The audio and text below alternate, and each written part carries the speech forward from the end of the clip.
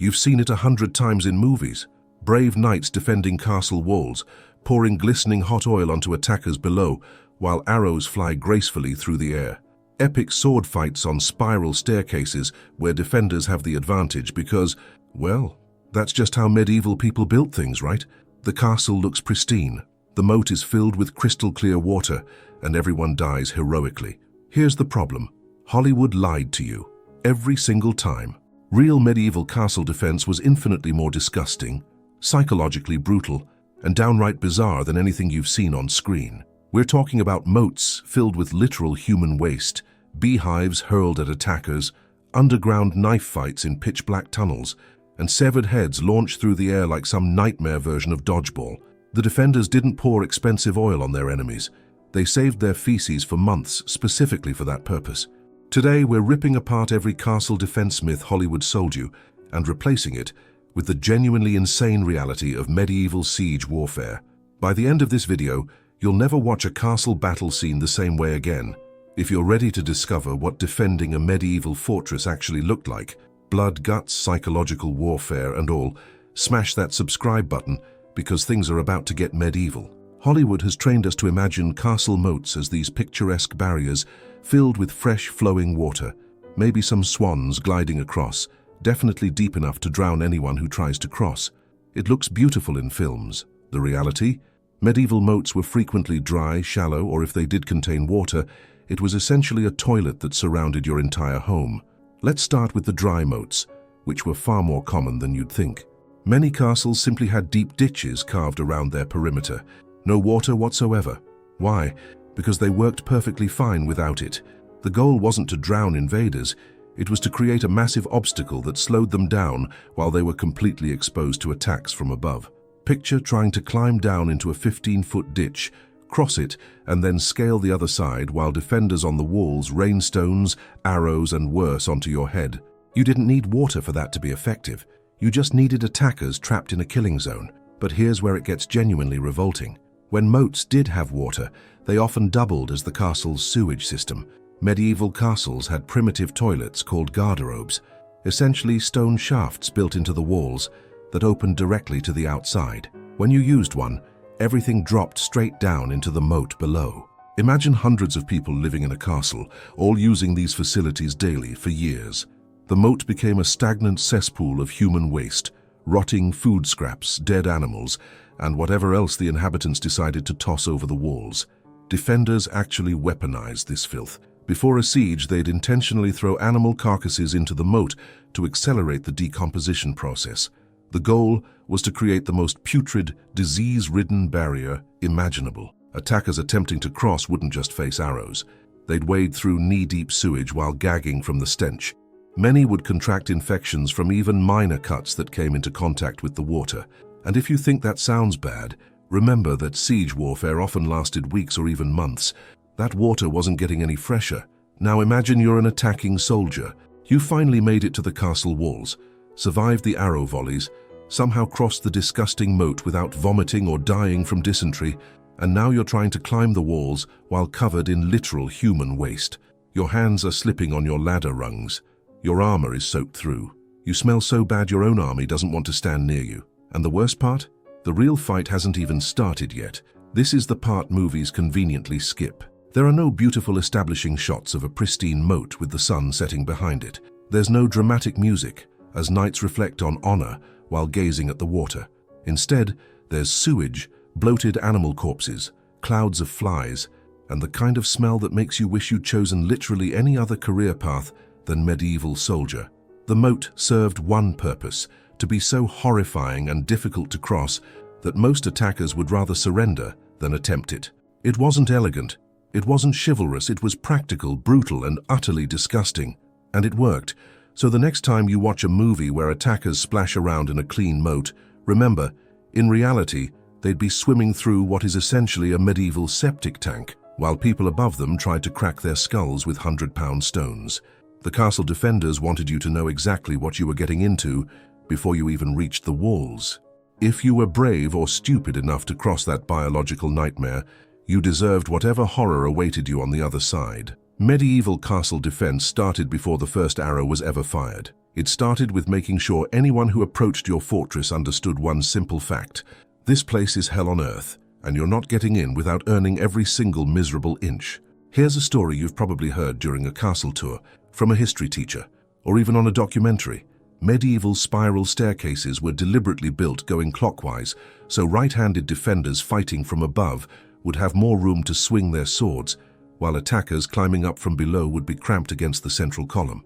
Sounds clever, right? It's repeated so often that it's become common knowledge.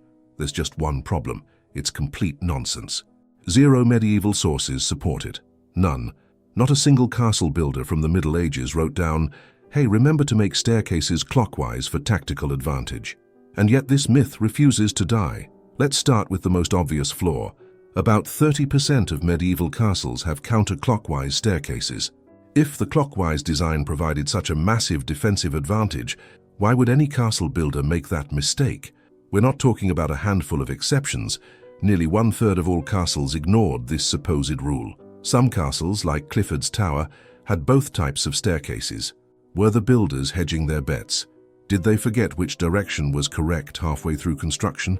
Even more damning, the Tower of London, one of the most important royal fortresses in England where kings and queens actually lived, has counterclockwise stairs. If medieval people genuinely believed staircase direction gave defenders an advantage, surely they would have fixed the royal palace, right? But they didn't, because they never thought it mattered in the first place. The entire myth traces back to one guy, Sir Theodore Andrea Cook, an Edwardian gentleman with a fancy mustache who published this theory in the early 1900s. For over a century, everyone just believed him without checking medieval sources. It's the Victorian era strikes again. They loved inventing logical explanations for medieval practices and then presenting them as historical fact. But let's say, hypothetically, that defenders did have some advantage on clockwise stairs. It still wouldn't matter, because fighting on spiral staircases was an absolute nightmare for everyone involved. These stairs were narrow, cramped, and poorly lit, not because medieval people wanted to trip up attackers, but because stairs were expensive to build and primarily needed to be functional for daily use. Servants, soldiers, lords, and ladies all used these staircases constantly. Building them deliberately uneven or dangerously dark would result in, "Oh no, Lord Dave fell down the stairs and broke his neck again because we designed our castle to be hazardous for literally everyone who lives here." In actual combat, the person attacking from below has a significant advantage. They can stab upward at your legs and feet while protecting their head with a helmet and shield. You, the defender, are trying to swing a sword downward in a tight spiral with stone walls inches from your elbows. Neither of you has room to maneuver properly. It's a horrific situation for both parties, and sword-fighting instructors who've actually tested this confirm that no one has a real advantage. It's just bad for everyone. More importantly, if you're fighting on the stairs, your castle is already lost. Think about it. The attackers have breached your outer walls, defeated everyone in the courtyard, and now they're inside your tower pushing you upward. Your food storage and, well, you know, the things you need to survive, are at ground level, where the enemy already controls. You've been pushed into the endgame phase. Continuing to fight on the stairs is borderline suicidal. If you actually wanted to defend a staircase effectively, you wouldn't meet attackers halfway down. You'd throw every piece of heavy furniture you could find down the stairs to block it, then wait at the top, where you have space to fight properly, and attackers are still cramped on the steps below you. But honestly, once it gets to this point, you're better off choosing between three options: surrender and hope for mercy, die gloriously in combat, or jump out a window and take your chances. For attackers, storming up a castle staircase was equally unappealing. If you've already defeated everyone else and reached the tower entrance, you're moments from total victory. Why risk your life crawling up tight stairs where defenders are waiting to crush your skull? The reality is that most sieges involved almost no staircase combat at all. Sieges were won through starvation, disease, or negotiated surrender, not Hollywood-style sword fights in scenic spiral staircases. So no, medieval staircases weren't tactical masterpieces, they were just stairs. And the direction they spiraled mattered about as much as the color of the stones, which is to say not at all. Every medieval castle movie has the same iconic scene: defenders pouring huge cauldrons of boiling oil onto attackers below, watching them scream and scatter. It looks dramatic, it looks expensive, and it definitely never happened. Historians are unanimous on this. Boiling oil was not used in medieval siege defense. Why? Because oil was insanely expensive. Olive oil, animal fat, any kind of oil you could boil, this stuff was valuable. You used it for cooking, lighting lamps, waterproofing, medicine, and a dozen other essential purposes. The idea that defenders would waste barrels of costly oil by pouring it on enemies' heads is absurd. That's like defending your house today by throwing your savings account out the window, hoping it scares burglars away. So what did defenders actually drop on attackers? Oh, buckle up, because the real answer is so much worse. First, stones, not little pebbles, massive bone-crushing rocks weighing up to 200 pounds or more. Defenders stockpiled these on battlements and bulwarks specifically for sieges. When attackers got close, they'd simply push these stones over the edge and let gravity do the rest. Imagine a boulder the size of a large dog falling 40 feet directly onto your head. Your helmet won't save you. Your shield won't save you. Nothing will save you. One moment you're climbing a ladder, the next you're pulverized into the ground like a medieval pancake. The sound alone, the wet crunch, was enough to break the morale of everyone nearby. Second, beehives. Yes, actual beehives full of very angry bees. Defenders would locate hives near the castle, carefully transport them to the walls during a siege, and hurl them down into clusters of attackers. Picture hundreds of enraged bees suddenly swarming a group of soldiers wearing metal armor in the summer heat. You can't swat them all. You can't run effectively while wearing 60 pounds of equipment. The bees get inside your helmet, under your armor, in your eyes. Your formation collapses into chaos as grown men scream and flail wildly. It's not lethal like a stone, but it's devastatingly effective at breaking an assault. Plus, it's absolutely hilarious to watch from the safety of your walls. Third, human waste. Defenders saved their feces and urine specifically for sieges. They'd store it in containers, sometimes for weeks, letting it ferment into the most putrid, disease-carrying substance imaginable. When attackers massed below, they'd dump it directly onto them. Unlike oil, excrement was free, abundant, and genuinely dangerous. Even a small cut or scratch that came into contact with medieval sewage could lead to deadly infections. It also had powerful psychological effects. Soldiers covered in human waste had their dignity destroyed, their morale shattered, and their desire to keep fighting seriously diminished. Fourth, and perhaps most psychologically devastating, body parts. Defenders would decapitate enemy messengers, captured soldiers, or hostages and toss their heads, limbs, or entire bodies over the walls. Sometimes they'd catapult severed heads back into enemy camps. Sometimes they'd launch entire corpses, occasionally while the person was still alive. The message was clear. This is what happens to anyone who attacks us. Your friend? That's him in pieces at your feet. Still want to keep trying? Defenders also threw down quicklime, which burned exposed skin and blinded attackers. They poured heated sand, which got inside armor and caused excruciating burns that were nearly impossible to escape.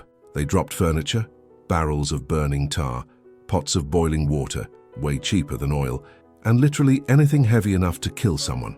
The crucial point here is that medieval defenders weren't bound by Hollywood's sense of drama or fairness. They used whatever worked. If dropping a beehive was more effective than shooting arrows, they dropped beehives. If covering attackers in feces created disease and humiliation, they happily did that. There was no chivalric code once you were actively trying to break into someone's castle. You were an existential threat, and they responded with every disgusting, brutal weapon at their disposal. So forget the image of noble knights carefully pouring expensive oil from beautiful cauldrons. The reality was peasants hurling buckets of excrement, soldiers pushing massive stones, and someone definitely carrying an angry beehive up to the walls, wondering if this job pays enough. Medieval siege defense wasn't elegant. It was practical, ruthless, and deeply, deeply gross. And it worked. While Hollywood focuses on dramatic battles at castle gates, some of the most terrifying fighting in medieval sieges happened somewhere movies almost never show, deep underground in pitch-black tunnels, where men fought and died in claustrophobic darkness. This was called mining, and it was one of the most effective ways to bring down castle walls. Here's how it worked. Attackers would dig a tunnel under the castle's foundations, excavating carefully until they created a large chamber directly beneath a wall or tower.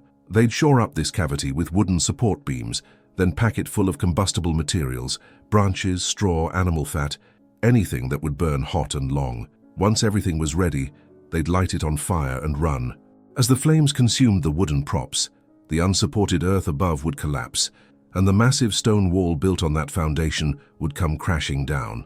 King John famously used this technique at Rochester Castle in 1215, and specifically requested the fat from 40 pigs to fuel the fire that brought down one of the keep's towers. It worked spectacularly. 40 pigs' worth of rendered fat created an inferno hot enough to collapse a tower that had stood for over a century. But defenders weren't stupid. They knew mining was a threat, so they developed a countermeasure, countermining. This meant digging their own tunnels at strategic points around the castle, creating an underground network designed to intercept enemy miners before they could reach the walls. When the two tunnels inevitably connected, something genuinely horrifying happened. Underground combat. Picture this. You're a miner working in near total darkness, dozens of feet below the surface. The air is thin and stale. You're using basic hand tools to chip away at earth and rock. Suddenly, your pickaxe breaks through into empty space. You hear voices on the other side, enemy voices. Within seconds, armed men are pouring through the breach into your tunnel. There's no room to swing a sword. You're fighting with daggers, hammers, whatever you can wield in a space barely wide enough for one person. You can't see properly. You can't retreat quickly. It's stabbing, grappling, and dying in complete darkness, while the earth presses in around you. These underground fights were absolutely brutal, and there was no honor or chivalry involved, just desperate, savage, close-quarters combat where the only goal was to stop the enemy from collapsing your walls. If defenders successfully broke into the attacker's mine, they could kill the miners and collapse the enemy tunnel, preventing the assault. If attackers broke into the defenders' countermine, they could slaughter the defenders and continue their work unimpeded. Mining and countermining created a hidden war happening beneath everyone's feet, while the visible siege continued above ground. Soldiers on the walls might have no idea that their castle was moments from collapse, until they felt the ground shudder and watched a tower disintegrate in a cloud of dust and flame. But the psychological warfare didn't stop at collapsing walls. Attackers also poisoned water supplies by contaminating wells or throwing dead bodies, human and animal, into the castle's water sources. Decomposing corpses released toxins that made water undrinkable and spread disease throughout the garrison. This wasn't accidental. It was deliberate biological warfare designed to kill through sickness what couldn't be killed with swords. Sometimes attackers would use trebuchets to catapult diseased animal carcasses over the walls, hoping to start epidemics inside the castle. They'd launch dead horses, cows, even human corpses in various states of decay. The smell alone was unbearable, but the real goal was to spread plague, dysentery, and other fatal diseases among the defenders. If you couldn't starve them out, you'd disease them out. And if that wasn't enough, there's the simple fact that mining took weeks or months of backbreaking labor. Miners worked in shifts, digging through solid earth and rock, hauling out debris, reinforcing tunnels to prevent premature collapse, all while knowing that enemy countermines could break through at any moment and slaughter them. It was grueling, dangerous, terrifying work that required serious expertise, which is why specialized military engineers commanded high wages during sieges. So while movies show you knights dueling honorably at the gates, the real war was happening in sewage-filled moats, on walls raining human waste and beehives, and most horrifying of all, in suffocating tunnels deep underground where men fought to the death in darkness, surrounded by earth that could bury them alive at any second. Medieval siege warfare was three-dimensional hell. And the underground part. That was arguably the worst. Medieval commanders understood something that Hollywood often forgets. Breaking your enemy's will to fight was just as effective as breaking their bodies. Psychological warfare during sieges was ruthlessly calculated, horrifyingly creative, and genuinely traumatic for everyone involved. Let's start with one of the most visceral tactics, catapulting severed heads back into enemy camps. When attackers sent messengers or envoys to negotiate, defenders would sometimes decapitate them, load their heads into a trebuchet, and launch them over the walls as a reply. Imagine being in the attacking army's camp when a severed head, possibly someone you knew personally, lands in the middle of your meal. The message was unmistakable. We're not negotiating, we're not surrendering, and this is what happens to anyone who approaches our walls. But it got worse. Sometimes they didn't just catapult heads, they launched entire bodies, and not just corpses. Occasionally they'd catapult living captives. Picture being a soldier watching your captured comrade get loaded into a trebuchet, screaming as they're launched through the air before smashing into the ground or walls. The psychological damage was immediate and profound. Your enemy wasn't just willing to kill prisoners, they were willing to do it in the most dehumanizing, terrifying way imaginable. Defenders also engaged in public executions and mutilations, specifically designed to be visible to attackers.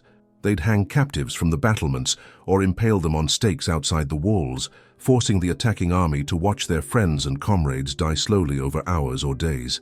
During one famous siege, King Stephen threatened to hang Roger Le Poer directly in front of the castle, where Roger's own mother was among the defenders, unless the garrison surrendered. The threat worked because everyone understood. This wasn't a bluff. Medieval warfare had no Geneva Convention, no rules about humane treatment. If you were captured, your life depended entirely on your captor's mood and strategic calculations. Attackers used psychological warfare too. They'd display mutilated bodies of defenders who'd been captured during failed sorties, arranging the corpses in grotesque poses outside the castle where everyone inside could see them.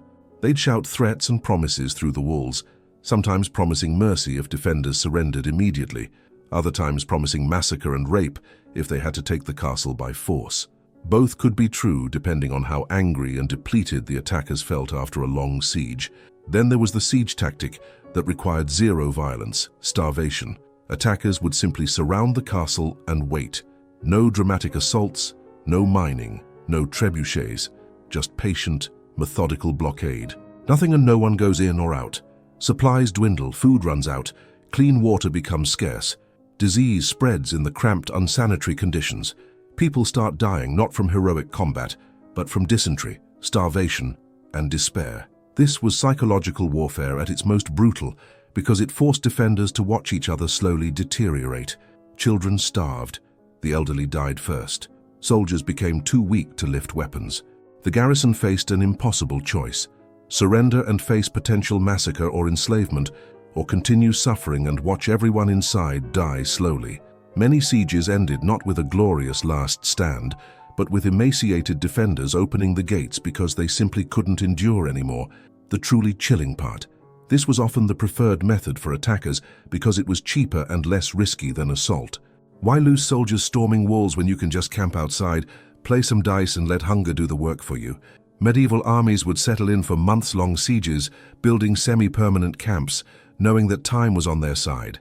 Every day that passed meant the defenders grew weaker, more desperate, more likely to crack. And when castles finally fell after long sieges, especially after costly resistance that killed many attackers, mercy was rare. The rules of siege warfare dictated that if defenders surrendered before an assault, they might receive reasonable terms. But if attackers had to storm the castle after a long, expensive siege, the defenders were at their complete mercy, which usually meant none at all.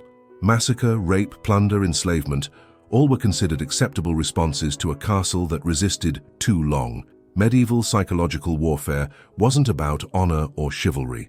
It was about breaking human beings, making them so terrified, so hopeless, so desperate that they'd surrender rather than endure another day. And it worked again and again throughout centuries of medieval conflict. So there you have it. Medieval castle defense had nothing to do with the clean, heroic battles Hollywood sells us. There were no pristine moats with crystal water, no tactical staircase advantages, and definitely no expensive boiling oil. Instead, defenders waded through open sewers, hurled beehives and human feces at attackers, fought desperate knife battles in suffocating underground tunnels, catapulted severed heads as messages, and slowly starved while disease ravaged their ranks. The castles that survived weren't defended by the bravest knights or the most skilled swordsmen. They were defended by people willing to use every disgusting, brutal, psychologically devastating tactic available because survival mattered more than dignity. Medieval siege warfare was horror, endurance, and ruthless practicality wrapped in stone walls. Next time you watch a movie with a castle siege, remember, the real version smelled worse, looked worse, and was infinitely more disturbing than anything that makes it to the screen. Because reality, as always, is darker than fiction. If you enjoyed uncovering the disgusting truth behind medieval castles, hit that like button and subscribe for more history that Hollywood won't show you. Thanks for watching, and stay medieval.